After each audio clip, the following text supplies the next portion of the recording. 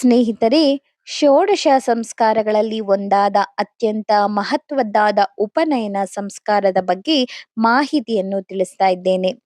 ಉಂಡು ತೇಗುವುದು, ನಿದ್ದೆಗೆ ಜಾರುವುದು, ಬೆದರಿ ಬೆಚ್ಚುವುದು ಇವೆಲ್ಲ ಮನುಜನಿಗೂ ಪಶುವಿಗೂ ಸಮಾನ.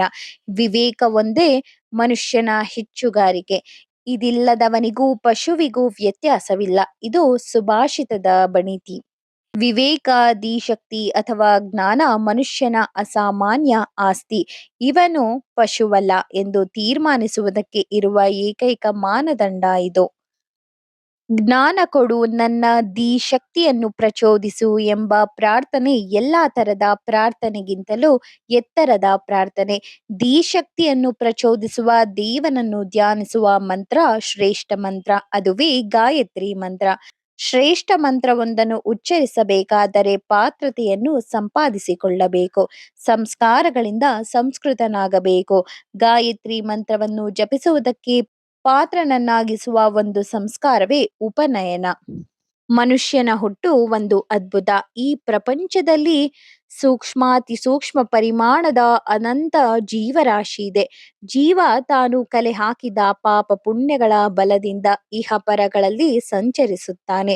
ಪರರಿಂದ ಜಾರಿದ ಜೀವ ಮೋಡದಲ್ಲಿ ಸೇರಿ ಮಳೆಯ ಮೂಲಕ ಮಣ್ಣಿನಲ್ಲಿ ಸೇರುತ್ತಾನೆ.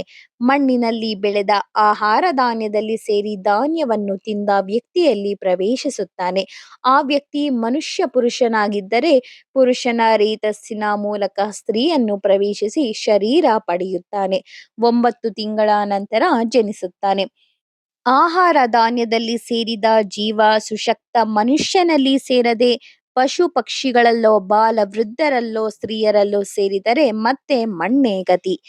ಒಂದು ಜೀವ ಮನುಷ್ಯನಾಗಿ ಜನಿಸುವುದರ ಹಿಂದೆ ದೈವ ಶಕ್ತಿಯ ಕರುಣೆ ಇದೆ.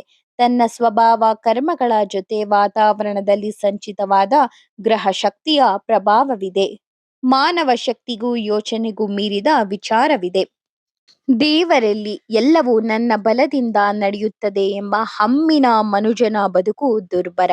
ಹೆಚ್ಚು ಹೆಚ್ಚು ಓದಿದಂತೆ ನಮ್ಮ ಕಣ್ಣಿಗೆ ಕಾಣದ್ದು ಅಥವಾ ತನಗೆ ಅರ್ಥವಾಗದ್ದು ಪೆದ್ದರ ಮಾತುಗಳೆಂಬ ಭಾವದ ಪೆದ್ದುತನ ಬೆಳೆಯಬಾರದು.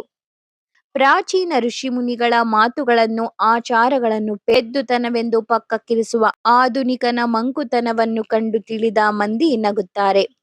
ವಿವೇಕಿ ಮನುಷ್ಯ ಹುಟ್ಟು ಸಾವಿನ ಭಾರವನ್ನು ದೇವರ ಮೇಲೆ ಹಾಕಿ ತಾನು ನಿರಾಳನಾದ.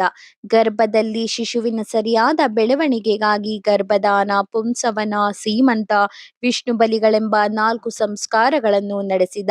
ಹುಟ್ಟಿದ ಮಗುವಿಗೆ ಜಾತಕರ್ಮ, ನಾಮಕರಣ, ಉಪನಿಷ್ಕ್ರಮಣ, ಅನ್ನಪ್ರಾಶನ, ಚೌಲಗಳೆಂಬ ಸಂಸ್ಕಾರಗಳಿಂದ ಗರ್ಭವಾಸದ ಕೊಳೆ ತೆಗೆದು ಶುದ್ಧಿಗೊಳಿಸಿದ.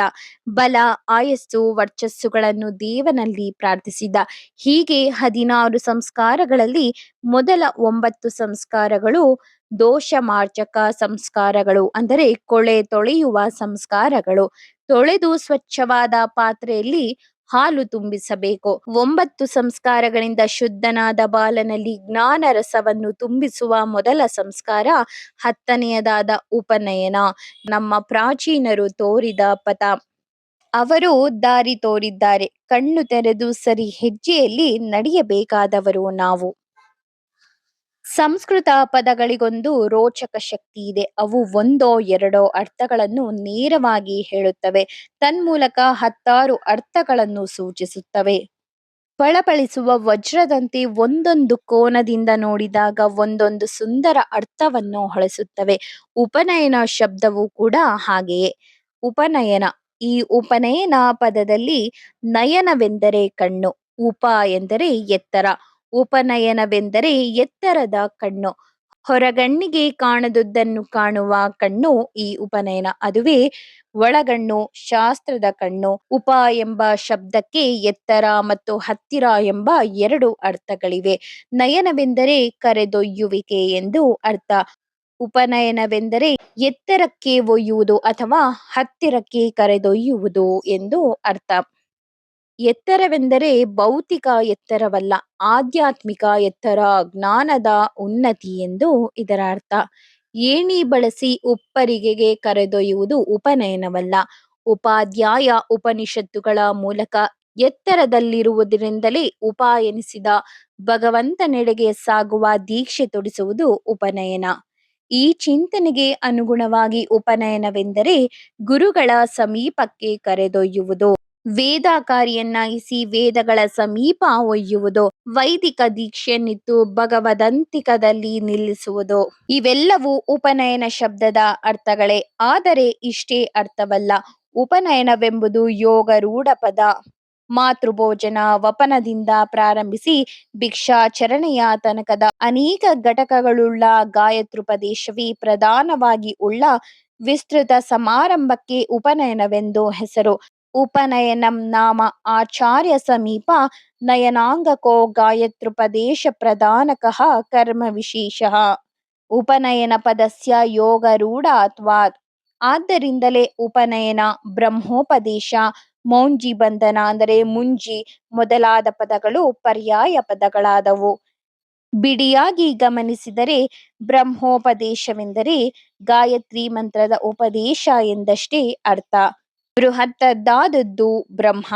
ಬೃಹತ್ತಾದ ಪರಬ್ರಹ್ಮವನ್ನು ಪ್ರತಿಪಾದಿಸ ಹೊರಟ ವೇದವು ಬೃಹತ್ತಾಗಿರಲೇಬೇಕು. ಅನಂತ ವೈ ವೇದಾಃ. ಅನಂತವಾದ ವೇದ ಬ್ರಹ್ಮವೆನಿಸಿತು. ಗಾಯತ್ರಿಯು ವೇದ ಮಾತೆ. ಗಾಯತ್ರಿ ಛಂದಸಾಂ ಮಾತಾ. ವೇದ ಮಾತೆಯಾದ ಗಾಯತ್ರಿಯು ಬ್ರಹ್ಮವೆನಿಸಿದೆ. ಗಾಯತ್ರಿಯ ಉಪದೇಶ ಬ್ರಹ್ಮೋಪದೇಶ. ಮುಂಜ ಎಂಬುದೊಂದು ಬಗೆಯ ಹುಲ್ಲು. ಅದನ್ನು ಹೆಣೆದು ರಚಿಸಿದ ಉಡಿದಾರ ಮೌಂಜಿ. ಈ ಮೌಂಜಿಯಿಂದ ಸೊಂಟಕ್ಕೆ 3 ಸುತ್ತು ಬಂಧನವು ಉಪನಯನದ ಒಂದು ಅಂಗಕ್ರಿಯೆ. ಇದರಿಂದಾಗಿಯೇ ಇದು ಅಚ್ಚ ಕನ್ನಡದಲ್ಲಿ ಮುಂಜಿ ಎನಿಸಿತು. ಕುಂಭಕಾರ ಕುಂಬಾರನಾದ ಹಾಗೆ ಯಜ್ಞೋಪವೀತ ಧಾರಣೆಯು ಒಂದು ಅಂಗವಾದ್ದರಿಂದ ನೂಲ ಮದುವೆ ಎಂಬ ಶಬ್ದ ರೂಢಿಗೆ ಬಂತು. ಆದರೆ ಅಂದಿನ ಉಪನಯನಕ್ಕೂ ಇಂದು ನಡೆಸುವ ಉಪನಯನಕ್ಕೂ ಎಷ್ಟೋ ವ್ಯತ್ಯಾಸಗಳಿವೆ. ಉಪನಯನವು ಪ್ರಾಚೀನ ಕಾಲದಲ್ಲಿ 3 ದಿನಗಳ ಅವಧಿಯಲ್ಲಿ ನಡೆಯುತ್ತಿತ್ತು. ಮೊದಲ ದಿನ ಪುಣ್ಯಾಹ, ನಾಂದಿ, ಕೌತುಕ ಬಂಧನ, ಗ್ರಹಯಜ್ಞಗಳು. ಎರಡನೇ ದಿನ ಸುಮುಹೂರ್ತದಲ್ಲಿ ಬ್ರಹ್ಮೋಪದೇಶ, ಅಂದೇ ಸಾಯಂ ಬ್ರಹ್ಮೌದನ ಅಥವಾ ಅನುಪ್ರವಚನೀಯ ಹೋಮ. ಮರುದಿನ ಅಥವಾ ಅಂದಿನಿಂದ 4ನೇ ದಿನ ರಕ್ಷಿತವಾದ ಅದೇ ಅಗ್ನಿಯಲ್ಲಿ ಅಗ್ನಿ ಕಾರ್ಯವನ್ನು ಮಾಡಿ ಮೇಧಾಜನನ.